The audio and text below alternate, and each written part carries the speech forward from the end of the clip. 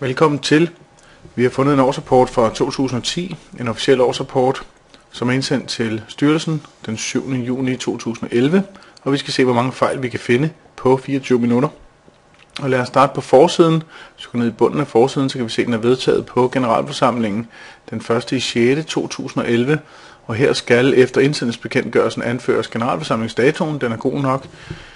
Den, der har bekræftet årsrapporten, er altså dirigentens titel, og der står også, det er en dirigent her. Til gengæld så manglede navnet at blive anført tydeligt. Det er altså ikke nok med en underskrift. Navnet på dirigenten skal også anføres tydeligt, så er vi første fejl. Når vi ser ledelsesberetningen, så har selskabet her oplyst selskabets hovedaktiviteter. Og det er ikke helt i overensstemmelse med årsregnskabslovens terminologi. Det er virksomhedens væsentligste aktiviteter, der skal oplyses. Og der kan jo godt være sammenfald mellem virksomhedens hovedaktivitet og de væsentligste aktiviteter. Dog med det en mente, at der kan kun være én hovedaktivitet efter årsregnskabsloven, men der kan godt være flere væsentlige aktiviteter, det er de væsentligste. Også selvom det er de samme, så kan man lige så godt bruge den terminologi, vi har fra årsregnskabsloven, altså væsentligste aktiviteter. Efter min opfattelse er det ikke en væsentlig fejl i den her forbindelse, blot en terminologi, der ikke er helt i overensstemmelse med årsregnskabsloven. Så har man oplyst økonomisk udvikling, usædvanlige forhold, begivenheder efter balancedagen, den forventede udvikling for næste år og forsknings- og udviklingsaktiviteter. Og det er ikke nødvendigt at oplyse. Det, der skal oplyses i en ledelsesberetning, det er de væsentlige ændringer, der har været til en virksomheds aktiviteter og økonomiske forhold. Og det er nok denne her, altså økonomisk udvikling i regnskabsåret. Det er nok der, man vil beskrive væsentlige ændringer til virksomhedens aktiviteter eller økonomiske forhold. Og man behøver så ikke at skrive noget, hvis der ikke har været væsentlige ændringer til virksomhedens aktiviteter og økonomiske forhold, så behøver der ikke at være en ledelsesberetning. Det vil også sige, at usædvanlige forhold, begivenhed efter balancedagen, forventet udvikling, forsknings- og udvikling med videre, det behøver man ikke, men man må selvfølgelig gerne oplyse ekstra forhold i forhold til, hvad der er krævet i årsregnskabsloven. Der skal lige bemærkes her, at hvis der er eksempelvis en begivenhed efter balancedagen, som er væsentlig for forståelsen af det retvisende billede, for eksempel varelageret er brændt, virksomheden kan ikke fortsætte, det vil nok skulle ned i en note, fordi ledelsesberetningen ikke længere er en del af årsregnskabet, men det er noterne.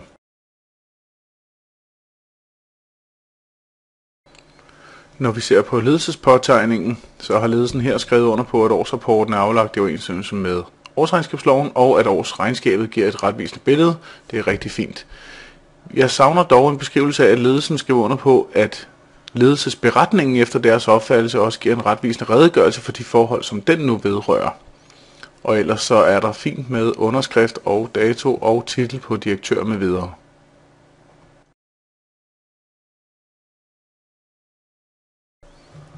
I revisors revisionspåtegning, den er udarbejdet efter RS'erne, fordi det er et 2010 regnskab, så altså ikke ISA'erne endnu. Og vi har en beskrivelse af, at hvad det er for en regnskab, vi har revideret her. Vi har ledelsens ansvar, vi har revisors ansvar, det ser rigtig fint ud. Og så har vi, at det er vores opfattelse, at det opnåede revisionsvis er tilstrækkeligt egnet for grundlag for vores konklusion. Og så skal der være et afsnit her, at der ikke har været nogen forbehold. Eller også så skal der anføres forbehold. Og det understøttes af, at man i konklusionen har skrevet, bortset fra det i forbeholdet anførte, så giver regnskabet et retvisende billede. Så enten mangler der altså et forbehold, det er fejl nummer 2 her, eller også mangler man at tilrette konklusionen. Lige alvorligt, fordi regnskabslæseren må formode at læse revisors konklusion på en ret formalistisk facon, og her bliver regnskabslæseren i tvivl om, hvorvidt der er forbehold eller ikke skulle have været forbehold. Den supplerende oplysning hernede, de skal klassificeres i 2, når det er efter RS'erne, enten vedrørende regnskabsmæssige forhold eller vedrørende andre forhold. Og denne her supplerende oplysning, den mangler altså en overskrift i den her situation. Lad os se, hvad det er. Jamen, uden at det har påvirket vores konklusion, er der ulovligt mellemværende med hovedaktionæren. Ulovligt mellemværende med hovedaktionæren efter selskabslovens 210, det er andre forhold om ledelsesansvar. Så her skulle der altså have været en overskrift, der hedder supplerende oplysninger vedrørende andre forhold. Og så kommer udtalelse om ledelsesberetning, det er meget fint. Omkring hovedaktionæren og mellemværende, så får det mig til at tænke på 3 forhold. Der er noget præsentation i regnskabet, som vi skal tjekke senere. Der er en rente, der skal beregnes efter selskabsloven, og der er en note, hvis der er tale om, at hovedaktionæren også er direktør her. Det kan vi ikke lige tjekke umiddelbart, men vi formoder, at hovedaktionæren også er direktør i det her ganske almindelige lille selskab. Så vi har altså en fejl mere her på den supplerende oplysning, hvor overskriften den så er forkert.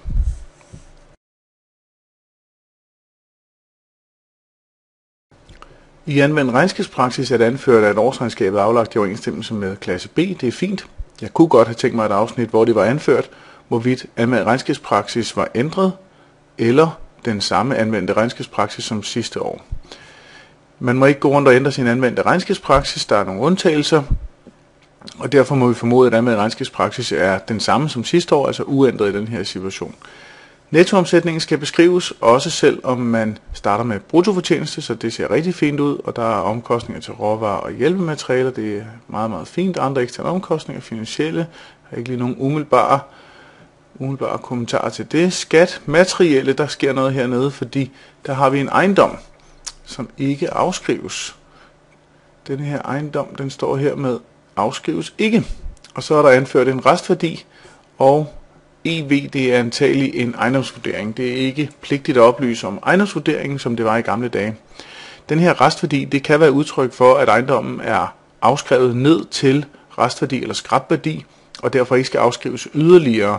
Og det kan vi tjekke lidt senere, men jeg kan afsløre allerede nu, at det er tale om, at ejendommen ikke afskrives og ikke har været det. Så her har vi i hvert fald en fejl mere. Så har vi nogle tilgodehavender, hvor det er anført, at tilgodehavender for salg og tjenesteydelser er indregnet baseret på den nominelle værdi, reduceret med hensættelse til imødegåelse af forventet tab. Og det er jeg sådan set ikke uenig i, men dog terminologien igen. Hvis der havde været tale om et kurstab på de her, jamen så skulle der i stedet for have været anført, at det ikke var nominel værdi, men amortiseret kostpris for tilgodehavender. Og det betyder, at regnskabslæseren kan komme i tvivl om, hvorvidt tilgodehavender er indregnet til amortiseret kostpris eller ej. Det tror jeg nu nok, at de er, fordi der som regel ikke forventes tab på en debitor, og de stadigvæk skal nedskrives med en hensættelse til tab på den del, man ikke forventer, man kan inddrive. Og hvis vi bladrer videre, så vil vi se, at det samme gør sig gældende længere nede for gælden. Her er nemlig anført, at gældsforpligtelser indregnes til nominel restgæld. Det skulle altså også have været amortiseret kostpris. Kan vi lige forkorte den her med AK. Der står så godt nok, at hvis låneoptagelsen er forbundet med kurstab, jamen så vil de kurstab blive indregnet i resultatopgørelsen løbende og ikke udgiftsført i år 1, altså amortiseret kostpris. Så den er god nok. Men tilgodehavender, som sagt, vil jeg tillade mig at klassificere som en fejl. Det må være nummer 5.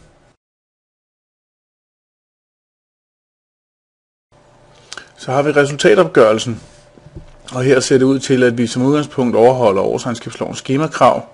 Dog er der en linje her, andre anlæg, driftsmaterialer og inventar vedrørende produktion. Og jeg er ikke lige helt sikker på, hvad det går ud på, men det kunne godt være afskrivninger måske. Det vil jeg formode, det er. Så har vi andre driftsomkostninger, og andre driftsomkostninger i årsregnskabslovens forstand. Det kunne være sådan noget som tab på salg af aktiver. Det kunne også være kantinedrift eller andet sådan en slags sekundære omkostninger. Og det tror jeg, der bliver ment her i forhold til beløbets størrelse, 222.000 kroner. Det jeg tror, der bliver ment, det er måske andre eksterne omkostninger. De skal være modregnet op i bruttofortjenesten. Så jeg tror altså, vi har fat i en fejl her. Selvfølgelig, jeg kan ikke være helt sikker. Det kan selvfølgelig godt være, at det er sekundære omkostninger, 222.000 på denne her. Så har vi finansielle indtægter og finansielle omkostninger. Og finansielle indtægter, 13 kroner. Ja, vi havde jo et aktionærlån, og hvis vi lige ser, hvor stort det lån det måtte være, det kan vi se under aktiverne her. Der har vi tilgodehavender hos virksomhedsdeltagere og ledelse, 1,1 millioner kroner. Ja, så er det enten optaget den sidste dag i året, eller også er det ikke forrentet. Og jeg tror, at chancen for, at det ikke er forrentet, den er nok størst i den her situation.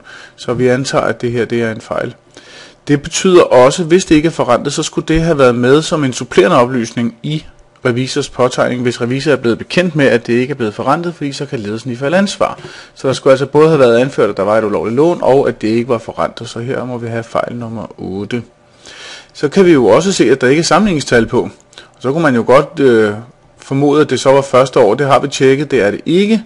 Så der mangler altså sammenligningstal i strid med årsregnskabsloven.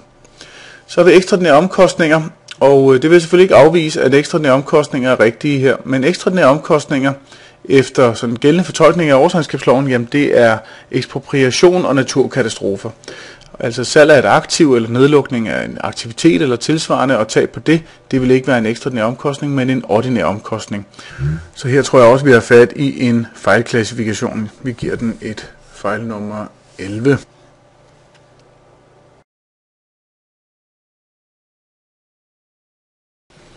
Balancen har vi ikke lige så mange kommentarer til, at vi kan se grunder og bygningerne, som ikke bliver afskrevet. Man har husket at benævne produktionsanlæg og maskiner korrekt.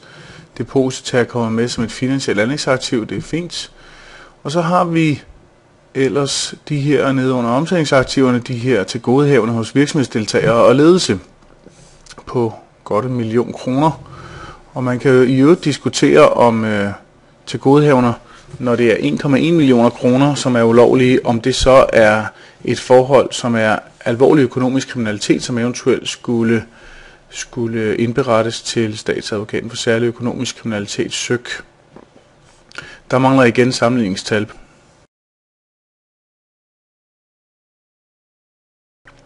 På passivsiden bliver jeg en smule forvirret, fordi under egenkapitalen, der har vi nogle aktiver, som bliver opskrevet her. Reserve for opskrivning 789.000 kroner.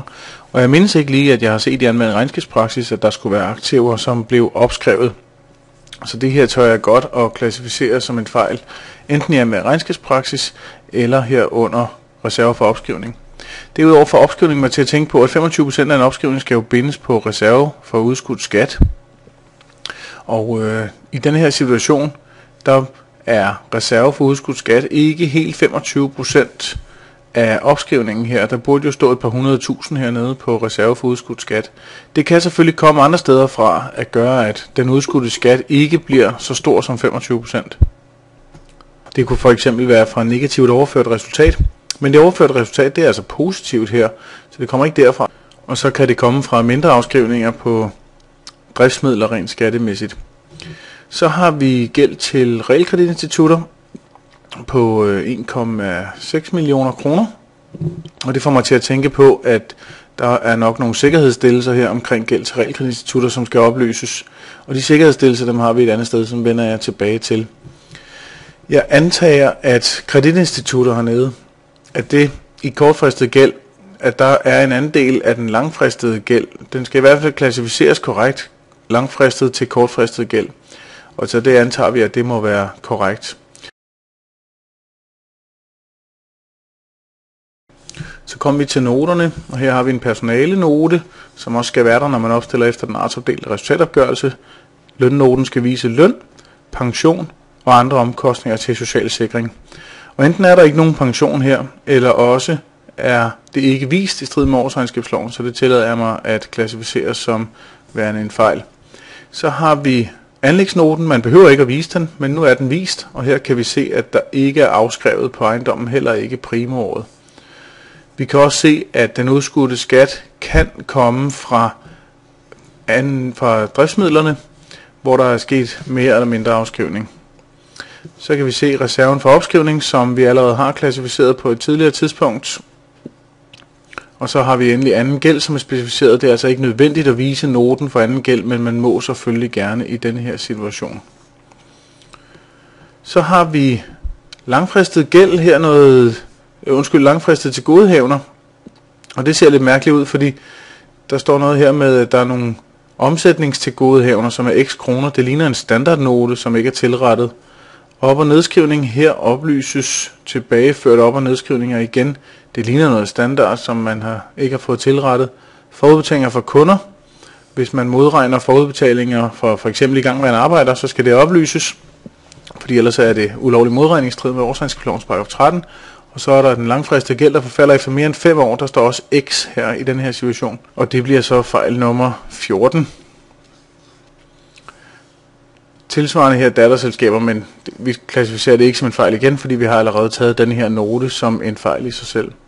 Så manglede der en note om sikkerhedsstillelser, og den gemmer sig et lidt andet sted, fordi oppe i toppen af regnskabet, hvis jeg lige bladrer igennem her, så kan vi se i indholdsfortegnelsen. Her har vi i årsregnskabet, der har vi noter et sted her, men forpligtelser med videre gemmer sig på en anden side. Og det må man gerne, hvis man har lyst til det. Der er ikke noget krav om, at noterne skal præsenteres samlet. Anvendt regnskabspraksis skal som en del af noterne sådan rent lovteknisk præsenteres samlet, men de øvrige noter er der ikke noget krav til, at de nødvendigvis skal stå samlet. Og lad os finde de her forpligtelser. Dem har vi der. Forpligtelser, der skriver man så her om sikkerhedsstillelser og eventuelle forpligtelser. Og man skal huske det hele, leasing, husleje, hvad der nu ellers skal være under eventuelle forpligtelser. Det er en af de ting, der er interessant, det er, at der er en regnskabsmæssig værdi af pansatte aktiver eller aktiver, der stilles til sikkerhed, den skal oplyses helt korrekt. Men se herinde bag boksen, der gemmer sig, at der er til sparekassen, så gemmer der sig bare et beløb her, altså den samlede værdi af de pansætningerne, eller sikkerhedsstillelserne er oplyst her. Og så står der nogle banknavne hernede under. Så man mangler altså den regnskabsmæssige værdi af de pansatte aktiver. Og det tillader jeg mig at klassificere som den sidste fejl, nummer 15. Så altså 15 fejl kunne vi finde ud af i et regnskab her ved en relativt simpel gennemlæsning.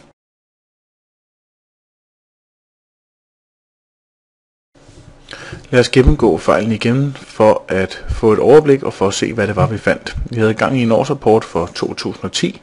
Den er indsendt til styrelsen 7. juni 2011. Den første fejl var i bunden på forsiden, hvor indsendelsesbekendtgørelsen kræver, at forsiden indeholder generalforsamlingsdatoen, navnet på dirigenten og dirigentens underskrift. Og navnet og titlen på dirigenten skal være anført tydeligt, og navnet manglede her, der var kun underskriften. Selskabsoplysninger gennemgik vi ikke, der var ikke nogen fejl i, som vi fandt. Indholdsfortegnelsen, der så vi, at en note om forpligtelser var anført på sin egen side, i stedet for under de øvrige noter, hvilket man gerne må. Så vi under ledelsesberetningen, at man havde beskrevet selskabets hovedaktiviteter, som skal være selskabets væsentligste aktiviteter efter årsregnskabslovens terminologi. Vi så, at man havde beskrevet økonomisk udvikling, usædvanlige forhold, begivenheder efter balancedagen og forventet udvikling og forsknings- og udvikling, som man ikke behøver, men som man gerne må oplyse.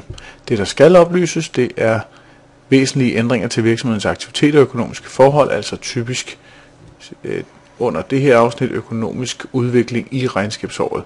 Men det, der skal oplyses, er væsentlige ændringer til virksomhedens aktiviteter eller økonomiske forhold. Hvis der er forhold i ledelsesberetningen, som har betydning for forståelsen af det retvisende billede, så skal det ned som en note i stedet for, og det bedste eksempel på det er en note om for eksempel usikkerhed om selskabets evne til fortsat drift. Men det kunne også være en begivenhed indtruffet efter regnskabsårets afslutning.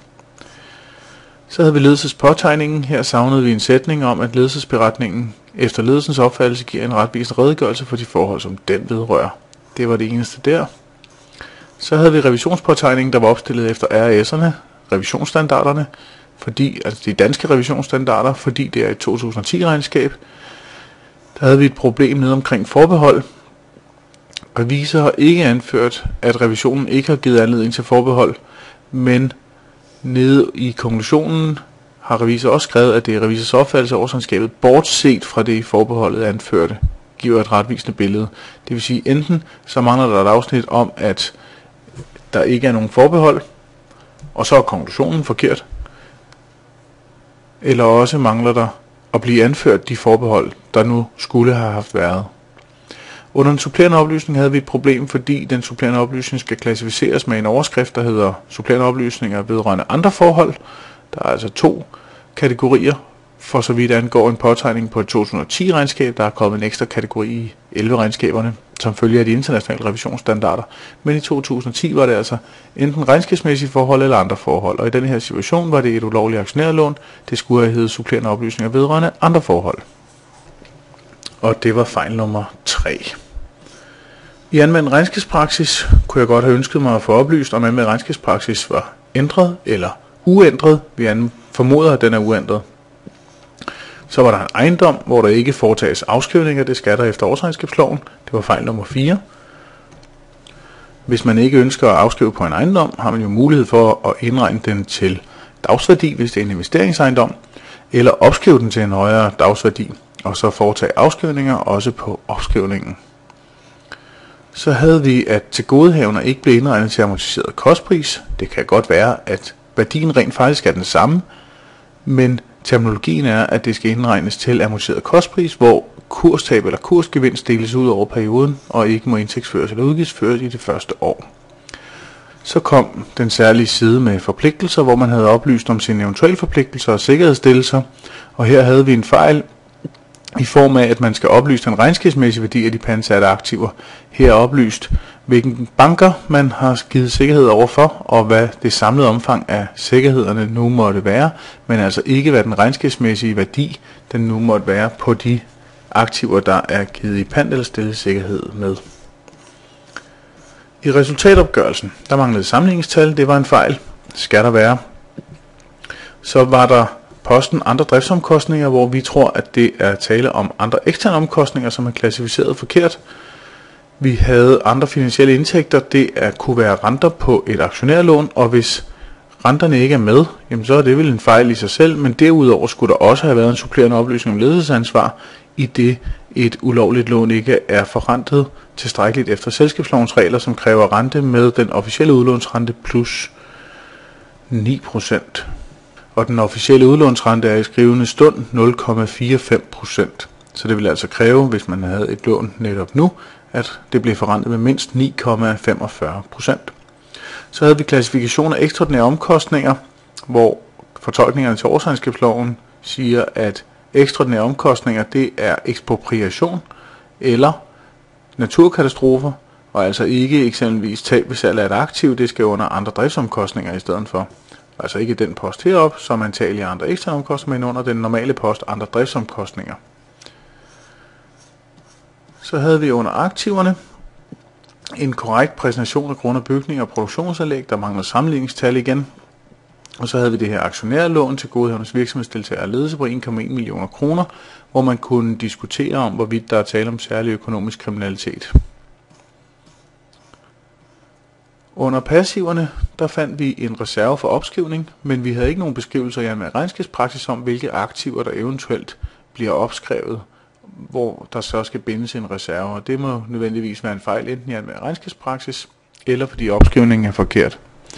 Så havde vi udskudt skat, det klassificerede vi ikke som en fejl, men udskudt skat udgjorde under 25% af reserve for opskrivning, og det kan nemlig komme et andet sted fra. Det kan komme fra, det må så være mindre afskrivninger på driftsmidler, skattemæssigt, og det formoder vi så, at det er det, der er tale om her.